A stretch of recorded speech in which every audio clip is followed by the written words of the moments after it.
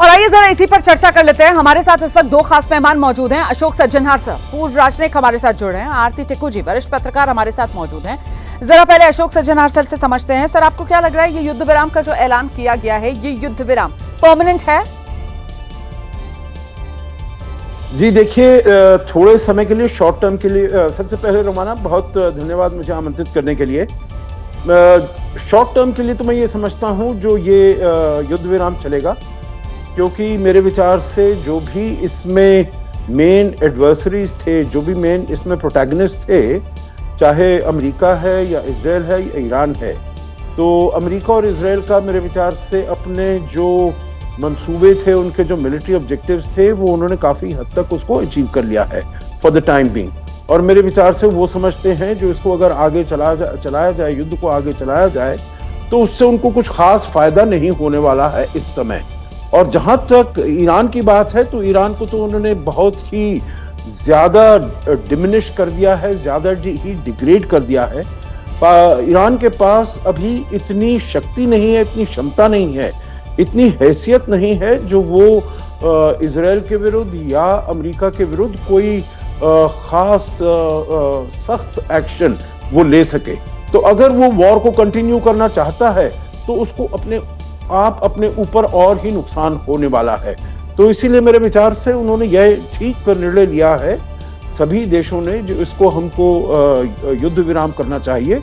और कुछ समय के लिए तो मैं समझता हूं जो ये युद्ध विराम जरूर चलेगा। आरती जी, आपका एनालिसिस? देखिए रोमाना, मुझे बहुत ही आशंका है कि ये युद्ध विराम जो ट्रंप ने डिक्लेयर किया है, क्योंकि पहले तो ट्रंप जो अनाउंसमेंट करते हैं कि सीज फायर हो गया और उनकी वजह से हुआ, उस पर ही बहुत बड़े सवाल है कि क्या वाकई दोनों देश जो है, इजराइल और ईरान, उनके पास भीख मांगने गए शांति के लिए। इसमें बहुत बड़ा मैं कहूंगी कि संदेह है। दूसरा ये कि जिस तरह से नेतन्याहू तो वॉर मॉन्गर है ही, और जिस तरह से उन्होंने लगातार रेजिम चेंज की बात करते आ रहे हैं, लगातार ये कहते आ रहे हैं कि ये जो सरकार, अयतुल्लाह की जो सरकार है, जब तक इसको नहीं हटाया जाएगा तब तक उनका ऑब्जेक्टिव अकम्प्लिश नहीं होगा।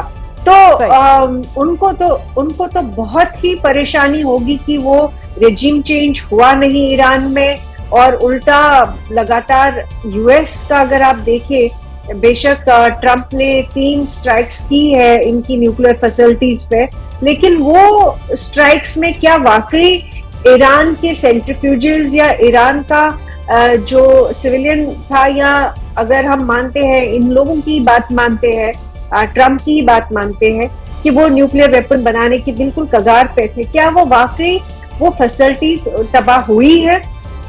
उस पे भी कोई क्लैरिटी नहीं है। और उस पे भी मुझे लगता है कि नेतन्याहू बहुत ज्यादा सेटिस्फाइड नहीं होंगे, चूंकि उन्होंने मकसद बना लिया है अपनी पूरी पॉलिटिकल करियर जो जैसा उनका चला है, और पॉलिटिकल पावर की जो भूख है, उसमें वो लगातार इजराइल को मिलिट्री कन्फ्रंटेशंस में एंगेज कर रहे हैं ताकि अपनी पॉलिटिकल पावर बची रहे। और जैसे ही अगर ये युद्ध समाप्त होता है, तो नेतन्याहू के लिए बहुत मुश्किल होगी कि वो सीट पर बैठे रहे, क्योंकि वैसे भी नेतन्याहू के खिलाफ बहुत सारे करप्शन चार्जेस थे कुछ साल पहले, अगर आपको याद होगा।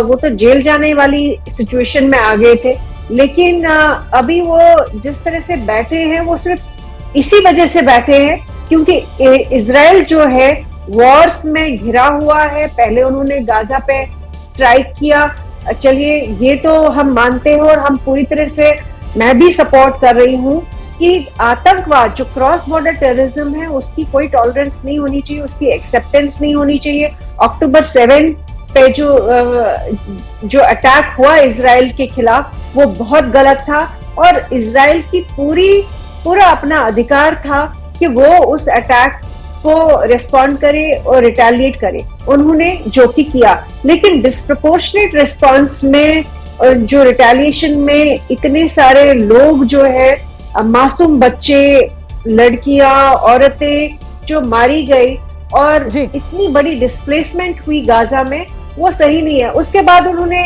लेबनान के साथ, हिजबुल्लाह के साथ चले, हिजबुल्लाह भी आतंकी ग्रुप है, उनके खिलाफ भी उन्होंने ऑपरेशन किया, वो वहां पे भी अपने आप को सक्सेसफुल मानते हैं। अगर वो सक्सेसफुल थे तो ईरान जाने की क्या जरूरत थी? अगर वो वाकई गाजा में सक्सेसफुल थे, लेबनान में सक्सेसफुल थे, यमन के जो हुतीज के खिलाफ आप जो बात कह रही हैं, जल्दी से एक रिएक्शन अशोक सज्जनहार सर का लेंगे। अशोक सज्जनहार जी, ईरान पर जो इजराइल की तरफ से पहले हमला बोला गया, उसमें यही एनालिसिस सामने निकल कर आया, क्योंकि ईरान के जो प्रॉक्सीज हैं, चाहे हिजबुल्ला हो, हुती हो, हमास हो, वो बेहद कमजोर स्थिति में। ऐसे में ये सबसे मुफीद वक्त था इजराइल के पास ईरान को सबक सिखाने का, या ईरान की जो परमाणु क्षमता है उसको खत्म करने का, और वो तो हासिल हुआ नहीं सर। उसको लेकर तो वो इफ एंड बट वाली स्थिति जिसका जिक्र अभी आरती जी भी कर रही थी, और दूसरा जो एक एम लेकर चला था इजराइल की, कम से कम जो आयतुल्लाह खमैनी हैं उनका खात्मा हो, ना वो हासिल किया, और इससे पहले ही अमेरिका की तरफ से ये युद्ध विराम का ऐलान कर दिया गया। तो सर इजराइल ने क्या हासिल किया? इस वक्त सबसे ज्यादा डिसएडवांटेज जो है वो तो इजराइल की नजर आ रही है। जी बहुत धन्यवाद इस प्रश्न के लिए रुमाना। देखिए, मैं समझता हूँ जिस मिलिट्री ऑब्जेक्टिव से इजराइल चला था, उसने सभी अचीव कर लिए हैं। देखिए, उसने इस्फहान में जो न्यूक्लियर एनरिचमेंट सेंटर था उसको तबाह कर दिया है। नतांज में जो सेंट्रीफ्यूजेस थे सब तबाह हो गए हैं। उसके ऊपर औरदों के ऊपर जो बम गिराए गए हैं, जो GBU-57 गिराए गए हैं, उनसे ठीक है, अब आगे चलकर मालूम होगा। किसी को ये नहीं था जो उसी समय पता चल जाएगा जो कितना नुकसान हुआ है, कितना नहीं नुकसान हुआ है, परंतु नुकसान काफ़ी हद तक हुआ है। IAEA ने भी यही कहा है, इंटरनेशनल एटॉमिक एनर्जी एजेंसी, जो जिस प्रकार का वहाँ पर धमाका हुआ, तो ये जो इतने सेंसिटिव सेंट्रीफ्यूजेस होते हैं उनको बहुत क्षति पहुंची होगी, बहुत हानि पहुंची होगी। तो मेरे विचार से उनका इजराइल का जो गंतव्य था, जो इसको नष्ट किया जाए, न्यूक्लियर प्रोग्राम को नष्ट किया जाए, वो करने में काफ़ी हद तक मेरे विचार से जितना उन्होंने सोचा होगा उससे कहीं ज़्यादा वो सफल हुए हैं। मेरे विचार से उन्होंने कभी ये नहीं सोचा होगा जो अमेरिका इतनी आसानी से उनके साथ वहाँ पर उतर आएगा। आपको याद रखना चाहिए 1980 के बाद जब से ये ईरान की सरकार आई है, यहाँ पर इस्लामिक रिपब्लिक इस्टेब्लिश हुआ है, तब से इजराइल यही प्रयास करता रहा है जो किसी प्रकार से अमेरिका आकर उनके साथ मिल जाए ईरान के विरुद्ध, और वो करने में वो उसमें सफल हुए हैं। दूसरी बात, आपने कहा आयतुल्लाह खमैनी को हटाना, वहां से रेजिम चेंज। कभी इजराइल ने हमेशा ये कहा है जो रेजिम चेंज हमारा ऑब्जेक्टिव नहीं है, हमारा गंतव्य वो नहीं है। अगर वो होता है तो उसे होने दीजिएगा, that is another plus factor as far as they are concern. परंतु रिजीम चेंज ना तो उनका ना इनका। आखिरी बात अगर आप मुझे इजाजत देंगे, देखिए ईरान ने जो कतर के ऊपर जो हमला किया कल रात को, वो उन्होंने कतर को बताया हम यहाँ पर हमला करने वाले हैं, इतने बजे हमला करने वाले हैं, आपके जो सैनिक हैं सबको हटा लीजिएगा, आपके जो मिलिट्री एसेट्स हैं सबको हटा लीजिएगा। तो इसीलिए कोई नुकसान वहां पर नहीं पहुंचा। जो अभी रिपोर्ट दिखाई गई, जो वो अपने घुटनों पर आ गया वगैरह, ये बिल्कुल वही बात है जो पाकिस्तान ने कहा था, जो भारत ऑपरेशन सिंदूर के बाद घुटनों पर आ गया है, वही बात ईरान मेरे विचार से कह रहा अमेरिका के बारे में। बिल्कुल सही कह रहे हैं सर आप ईरान की तरफ से, क्योंकि दावा यही किया जा रहा है। ईरान कह रहा है कि ट्रंप ने सीज फायर के लिए कहा, ट्रंप कह रहे हैं कि शांति के लिए सीज फायर हुआ है।